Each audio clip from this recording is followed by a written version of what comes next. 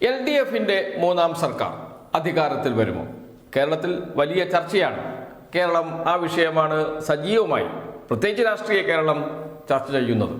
വരുമെന്ന് ആരാണ് പറയുന്നത്? LDF ആണോ? അല്ല, UDF നേതാക്കളാണ്.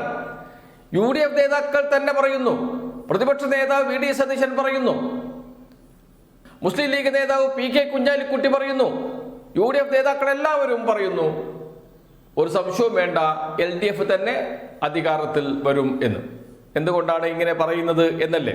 നിയമസഭയിൽ UDF നടത്തിയ ഇപ്പോഴത്തെ സമരം മാത്രം പരിശോധിച്ചാൽ മതി. 10 വർഷമായി പിണറായി സർക്കാർ അധികാരത്തിൽ, മന്ത്രിമാർ മാറിയിട്ടുണ്ട്. എന്നിരുന്നാലും സർക്കാരിനെ നയിക്കുന്നത് പിണറായി വിജയനാണ്, LDF ആണ്. 10 വർഷം ഭരിച്ച മന്ത്രിമാരെ കുറിച്ച് എന്തെങ്കിലും ഒരു അഴിമതി ആരോപണം ഉയർത്തിക്കൊണ്ടുവരുവാൻ കഴിയുന്നുണ്ടോ പ്രതിപക്ഷത്തിന്?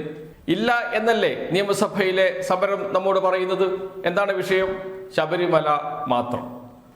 ശബരിമല വിഷയം മാത്രം മുൻനിർത്തിയുള്ള സമരം, രാഷ്ട്രീയ പ്രചാരണം, അതാണ് UDF നടത്തുന്നത്. സർക്കാരിന്റെ പ്രവർത്തനത്തെക്കുറിച്ച് ഒരക്ഷരം പറയാനില്ല. ഇനി ഏതെങ്കിലും മന്ത്രിമാരെ കുറിച്ച് ഒരക്ഷരം പറയാനില്ല. മുഖ്യമന്ത്രിയെക്കുറിച്ച്, പിണറായി വിജയനെ കുറിച്ച് ഒരക്ഷരം ഇപ്പോൾ പറയാനില്ല. നേരത്തെ പറഞ്ഞിരുന്നു, പക്ഷെ ഇപ്പോൾ പറയുന്നില്ല. പിണറായി വിജയന്റെ കുടുംബത്തെക്കുറിച്ച് നേരത്തെ പറഞ്ഞുകൊണ്ടേയിരുന്നു, ഇപ്പോൾ പറയുന്നില്ല.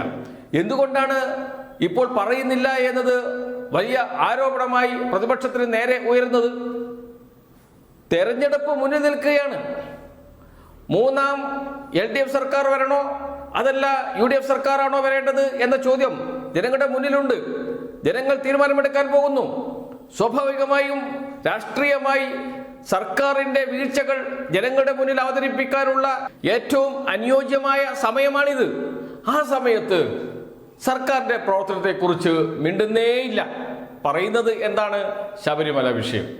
ശബരിമല വിഷയത്തിൽ അന്വേഷണം നടക്കുന്നുണ്ട്. SIT ഹൈക്കോടതിയുടെ ഡിവിഷൻ ബെഞ്ചിന്റെ കീഴിലാണ് പ്രവർത്തിക്കുന്നത്. ഹൈക്കോടതി തന്നെ കഴിഞ്ഞ ദിവസം അത് വ്യക്തമാക്കി. ഞങ്ങൾ നേരിട്ടാണ് അന്വേഷണം നടത്തുന്നത് എന്ന് വരെ പറഞ്ഞു കോടതി. വാക്കാലുള്ള നിരീക്ഷണമാണ് കോടതി നടത്തിയത്. എന്നിട്ടും SITയെ കുറ്റം പറഞ്ഞുകൊണ്ട് SITക്ക് മുകളിൽ സർക്കാർ സമ്മർദ്ദം ചെലുത്തുന്നു എന്ന് പറഞ്ഞ് ഈ വിഷയത്തിൽ മാത്രം നിൽക്കാനാണ് UDF ശ്രമിക്കുന്നത്, പ്രതിപക്ഷം ശ്രമിക്കുന്നത്. എന്തുകൊണ്ടാണ്? മറ്റൊന്നും പറയാനില്ല.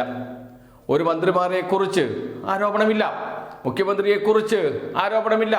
10 വർഷം നടത്തിയ പ്രവർത്തനങ്ങളെ കുറിച്ച് മിണ്ടിയാൽ പ്രതിപക്ഷം കുടുങ്ങും. അതുകൊണ്ടാണ് അടിയന്തര പ്രമേയത്തിന് പോലും നോട്ടീസ് കൊടുക്കാത്തത്. സർക്കാരുമായി ബന്ധപ്പെട്ട വിഷയത്തിൽ അടിയന്തര പ്രമേയത്തിന് നോട്ടീസ് കൊടുത്താൽ ചർച്ചയ്ക്ക് തയ്യാറാകുന്നു സർക്കാർ. കാരണം മന്ത്രിമാർക്ക് മറുപടി പറയാൻ ഏറെയുണ്ട്, ഭരണപക്ഷ അംഗങ്ങൾക്ക് സംസാരിക്കാൻ ഏറെയുണ്ട്. അവരുടെ നാട്ടിൽ, അവരുടെ മണ്ഡലത്തിൽ നടത്തിയ വികസന പ്രവർത്തനങ്ങളെ കുറിച്ച് പറയാം. പ്രതിപക്ഷത്തിൽ നിന്ന് സർക്കാരിനെതിരെ പറയാൻ ഒന്നുമില്ല. സർക്കാരിനെതിരെ ഉന്നയിക്കാൻ ഒരു കാര്യവും പ്രതിപക്ഷത്തിന്റെ കയ്യിലില്ല. അതുകൊണ്ടാണ് MP രാജേഷ് പാർലമെന്റ് കാര്യമന്ത്രി പറഞ്ഞത് നിരായുധരാണ് പ്രതിപക്ഷം എന്ന്. ഒന്നുമില്ല കയ്യിൽ. അവസാനം കിട്ടിയ ശബരിമലയും ഹൈക്കോടതി കഴിഞ്ഞ ദിവസം പറഞ്ഞതോടുകൂടി തീർന്നിരിക്കുന്നു. അതിന്മേൽ ഒരു അടി മുന്നോട്ട് പോകാൻ പ്രതിപക്ഷത്തിന് കഴിയാത്ത അവസ്ഥ. പിന്നെ മുഖം രക്ഷിക്കാനുള്ള ചില കളികൾ സഭയ്ക്കകത്ത് നടത്തി പോകുന്നു എന്ന് മാത്രം.